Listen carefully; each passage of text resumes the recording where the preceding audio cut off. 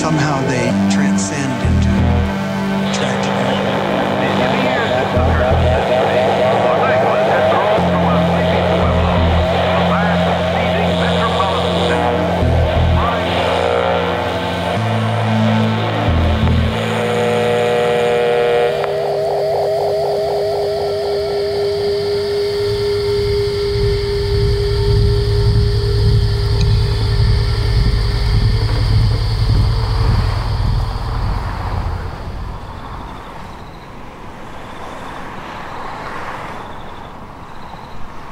Good evening. We haven't met yet, and there will be plenty of time to get to know one another as we go, but for now, I will say my name is Dan Watkins, and I want to welcome you to the first episode of Between the Dial. The aim of what I'm doing here is to seek out Los Angeles's hidden landmarks. Those special places you won't find in any guidebook, but nonetheless form their own unique geography. And it is my hope that by following these points of interest together, that we can form a roadmap of sorts that takes us straight through the heart of the secret histories that have informed one of our country's most consequential exports. That, of course, is the movies. That all might be a little bit of a wordy tagline, but we'll work on that as we go together. Okay? Great. Now, you may be wondering what all this noise is behind me. Well, I am standing currently on the western side of the Colorado Street Bridge in Pasadena, California. That's the Glendale side, for those that are familiar. The sun is setting, and a chill is falling over the air. The streetlights have just kicked on, and the bridge really does have some beautiful streetlights. They are these gorgeous Art Deco lamps with one large glowing orb at the top and then four smaller ones that kind of circle below, and they're all this milk glass which diffuses the light into a warm, soft gauze that wraps around the shadows so they never fall into pure black. It's all quite beautiful, like an idyllic urban landscape you might see in the middle distance of a Disney ride while the narrator describes the advent of telecommunications or something. Sorry, that's a little bit of a tangent.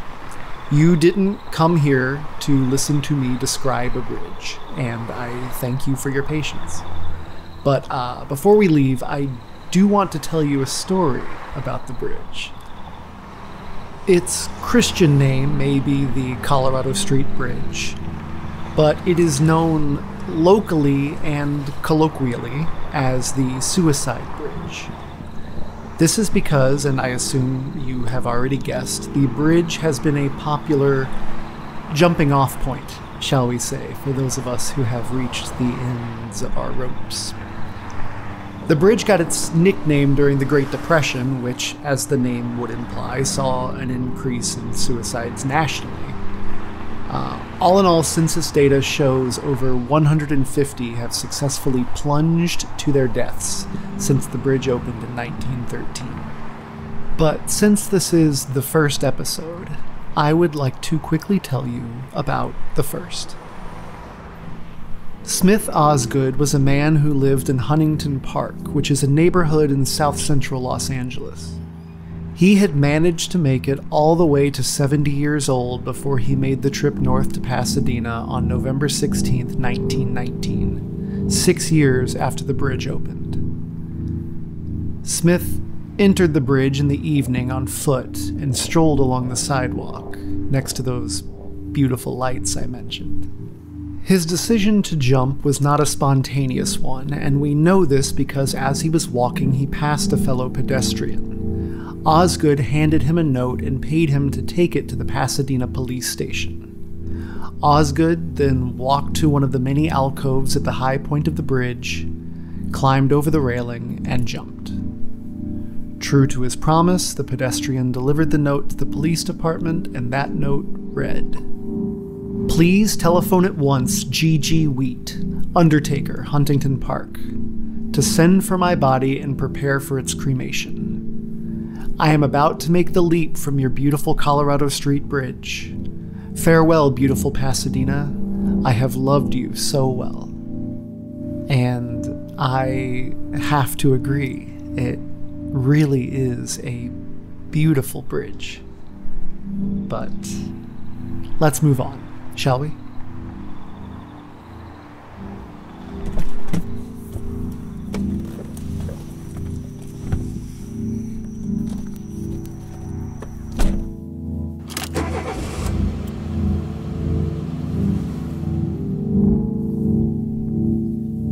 So, for those of you unfamiliar, Pasadena is on what we call the east side of Los Angeles.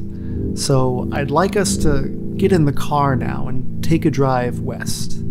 Not to the west side, mind you, that would be to the beach. No, we are going into the Hollywood Hills for this story. And to get there, we're going to take a drive down Sunset Boulevard, which is a boulevard that I'm sure needs no introduction. Specifically, we are headed towards an area of the boulevard called the Sunset Strip, which has been called, by some, Hollywood's most famous place to misbehave.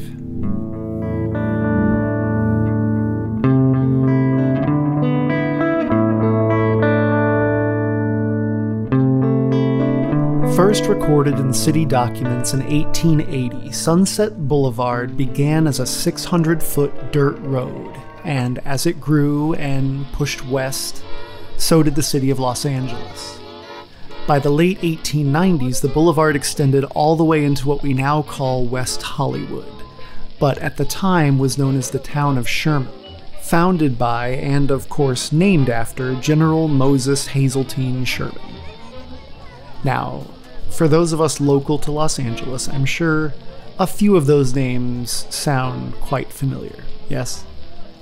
The title of general in this case was of course an honorific one. He was not a general in the militaristic sense, but he did found the town of Sherman, and he did so essentially as a repository for storage yards and car barns, but quickly enough, a town began to grow around it, and almost as soon as it did, the Sunset Strip, or as it was known at the time, the County Strip, began to gain a bit of a reputation. You see, the town of Sherman was unincorporated, and thus it was under the jurisdiction of the Los Angeles Sheriff's Department, and what that meant was little to no oversight from law enforcement. And soon small speakeasies, LGBTQ-friendly bars, and even casinos, if you can imagine it, began to open. And the placement of all of it couldn't have been more ideal, because the County Strip was sandwiched right between Hollywood, which even pre-Prohibition was a dry city, and Beverly Hills, which was fast becoming what it is today, which is one of the most desirable real estate markets for those in the movie business. And so the bars on the Strip were a convenient stop on your way home after a long day's work at the studios. Broadway rhythm, it's got me, everybody dance. So around 1924, a man named Francis Montgomery, who was the son-in-law of the owners of the ranch land that sat at the heart of the Sunset Strip, commissioned 4 Georgian Revival-style buildings and named the development Sunset Plaza. A year later, in 1925, the town of Sherman, anxious to harness some of the glamour of its more famous neighbors, rechristened itself West Hollywood. Sunset Plaza soon became home to insurance offices and real estate offices. However, its most notorious tenant was the Russian Eagle Cafe. The owner was a former officer in the Russian Imperial Army and because this is Hollywood, he was also an occasional bit player in the movie business. Now, the cafe was all business in the front, a restaurant like any other you'd see on the Strip, but in the back, it was a reputed speakeasy and known haunt of John Barrymore, Ramon Navarro, and Rudolph Valentino.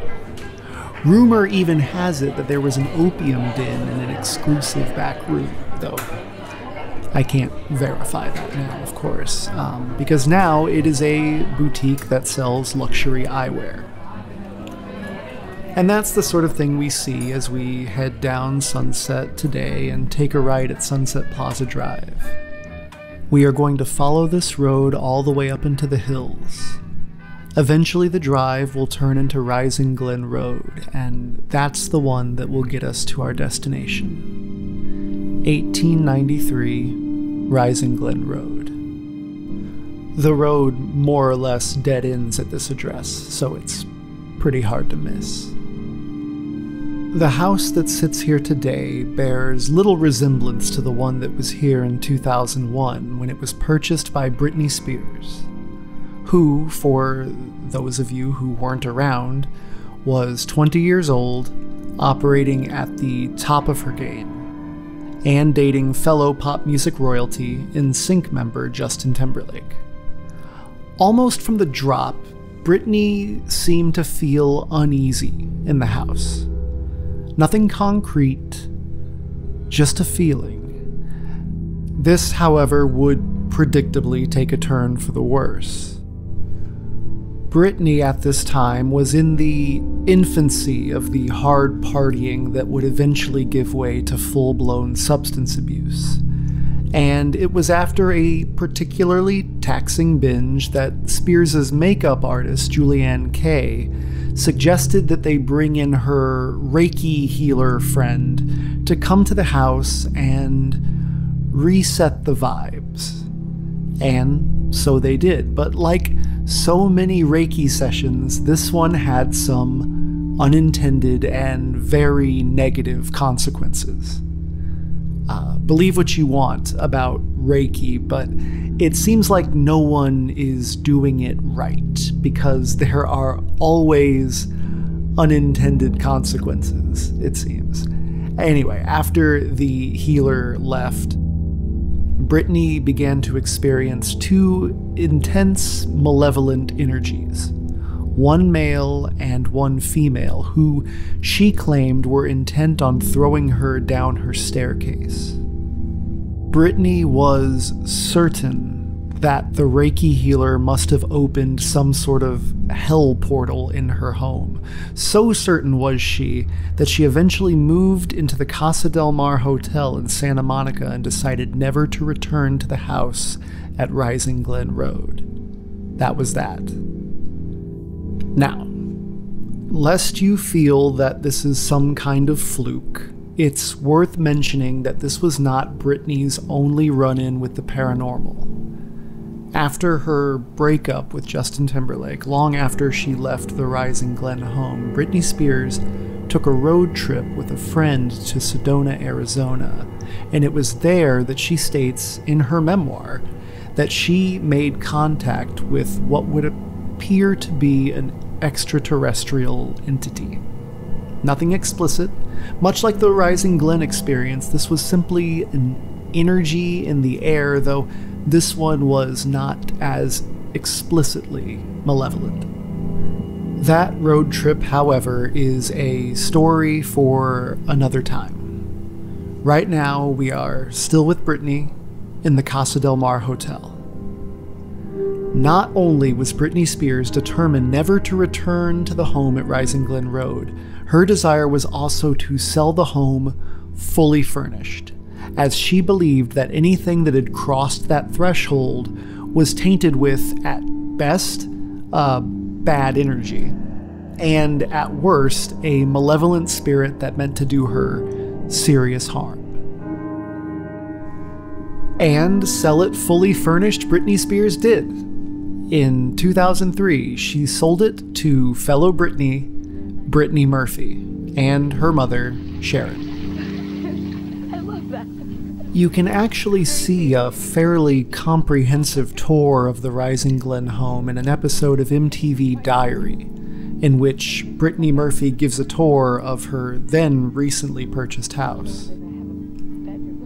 The main focus of the tour is the large master bathroom. Brittany Murphy confides in the episode that she has always sought refuge in bathrooms, ever since she was little.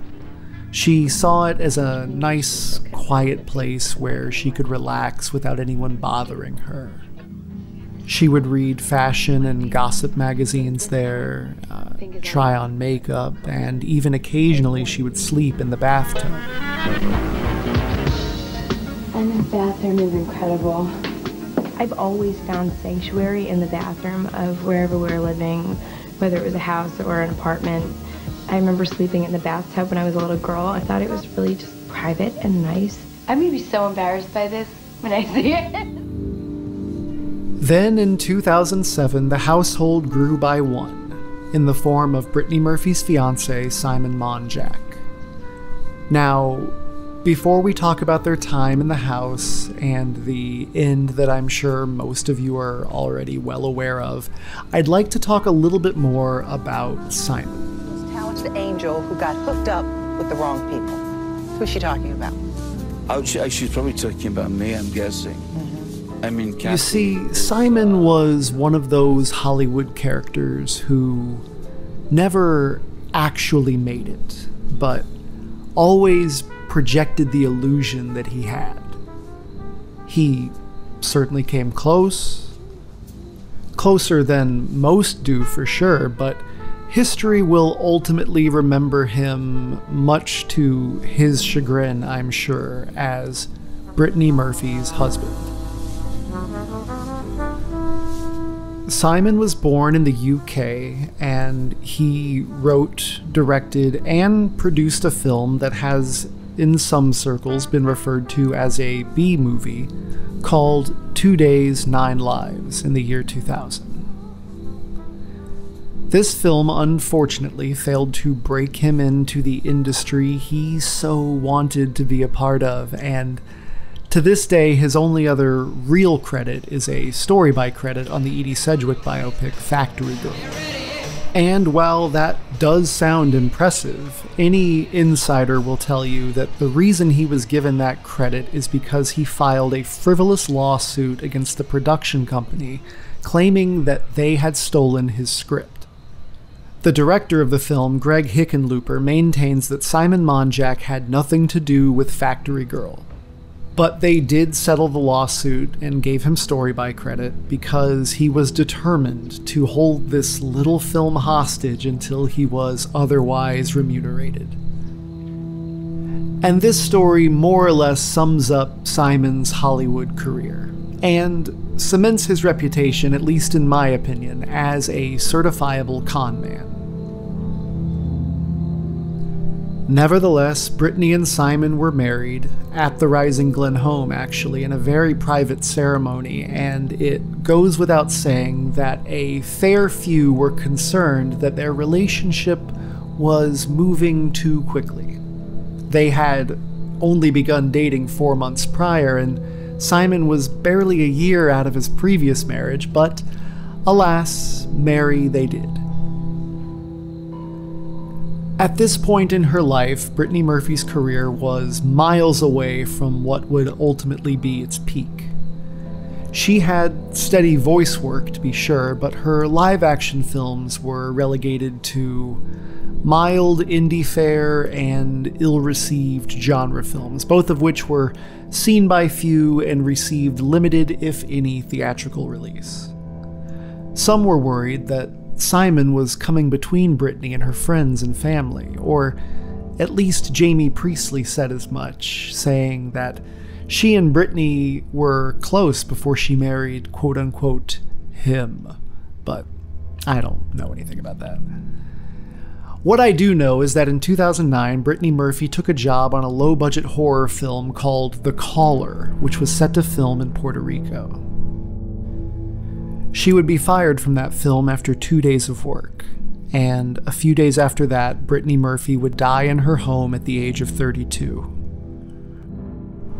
Reports vary on the reason for her firing, but one source from the set of The Caller, who spoke after Britney's death, said, quite colorfully, quote, "Bizarre doesn't begin to describe her behavior on set. It's her husband who is Satan and drags her down to the dark side, and even after all the horrible things she and her evil dude did, everyone is devastated." End quote.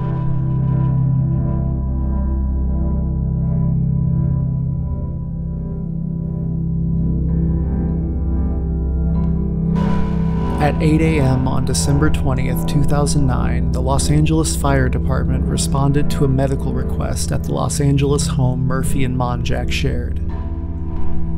She had reportedly collapsed in the bathroom. Firefighters attempted to resuscitate Murphy at the scene, but were unsuccessful. She was transported to Cedars-Sinai Medical Center, where she died at 10:04 a.m. after going into cardiac arrest. The next day, an autopsy was performed, and in the coroner's report issued in February 2010, the manner of death was determined to be accidental, and the cause was pneumonia plus a few secondary factors of severe anemia and multiple drug intoxication. The coroner found a range of over-the-counter and prescription medications in Murphy's system that were in line with those that one would use to treat a cold or respiratory infection. These medications included hydrocodone, acetaminophen, and imethamphetamine, all of which, of course, are legal. Brittany Murphy made her last public appearance on December 3rd, 2009 at the opening of a pop-up store in Los Angeles. On the red carpet, she gave a couple of comments that would be downright chilling in hindsight. She told Fox News, quote, "I'm a bit thinner now than what I want to be. I was a ballerina for a long time. I still take lessons now. What it does to your body is incredible." End quote. She was then asked by Access Hollywood about her plans for 2010, which was just around the corner. She said, quote, "As far as having a New Year's resolution, I'd love to have a child next year. I've been very blessed to have a really great, loving husband. I spend more time with my family than anyone else in the world." End quote. The death of a young movie star is a tragic yet all too common occurrence in Hollywood. What is less common is when the spouse of that movie star also dies. In the same house, months later, of the same exact freak combination of acute pneumonia and severe anemia. And that was precisely the fate that befell Simon Monjack on May 23rd, 2010. Much has been written about the bizarre behavior that Simon and Brittany Murphy's mother Sharon exhibited prior to his death in May, as well as the many other potential causes of both of their deaths, ranging from toxic mold, to accidental drug overdose, to foul play, to some malevolent hell portal that was opened up in 2001 by a Reiki healer trying to cure Britney Spears' hangover. None of those things I really want to belabor here because frankly all of them result in a dead end. There is simply not enough information to confirm any of the many theories surrounding their deaths. And that is what makes this story so frustrating for so many people. People love a conclusion. They love a denouement. But this story does not have a neat Hollywood ending.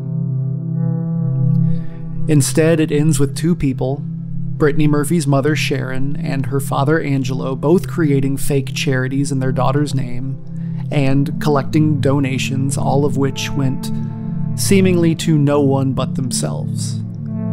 It ends in Brittany Murphy's father accusing Sharon of murdering her daughter and son-in-law with poison. And ultimately, it ends in 2011 when Sharon Murphy sells the house on Rising Glen Road. And in 2013 when that house is demolished and a new home is built right on top of it. Before her death, Brittany Murphy had apparently come to despise the Rising Glen home, often begging Simon to keep driving down Sunset until they reached the Beverly Hills Hotel. Simon would dismiss these requests by saying to Brittany that, quote, "We have a huge house and damn it, we're going to sleep there," end quote. Think what you will about hell portals and things of that nature, but I think it's hard not to see the home on Rising Glen Road as a symbol. I mean, the idea of home has long symbolized refuge and safety. It's a metaphor beyond cliché at this point, but it is nonetheless appropriate. Both Britneys, Murphy and Spears, like most of young Hollywood, were constantly beset by comments about their bodies, about their relationships, their lifestyles, etc. And in both cases, these beseechments found their ways into the home. Be it some makeup artist and her healer friend thinking they can fix what's wrong in Britney Spears' life, or be it Brittany Murphy alone in her bathroom reading the gossip magazines that criticized her for being too fat or too thin or too intoxicated. These outside attacks were allowed to breach the walls and infest the Rising Glen home, spoiling that sense of refuge and instilling in both Britneys a desire to flee. Lucky for Spears, she had no one to stop her from checking into the Casa del Mar, but Brittany Murphy never made it to the Beverly Hills Hotel. Simon was always there to stop her.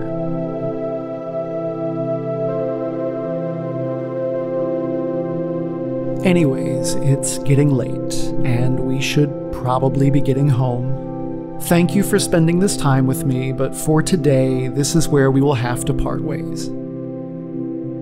Have a safe drive back down the hill. It's almost dark, and I wouldn't want you to accidentally drive off any cliffs or anything like that, but let's do this again next week, shall we? Meet me back at the bridge. I have so many more stories to tell you. Good night.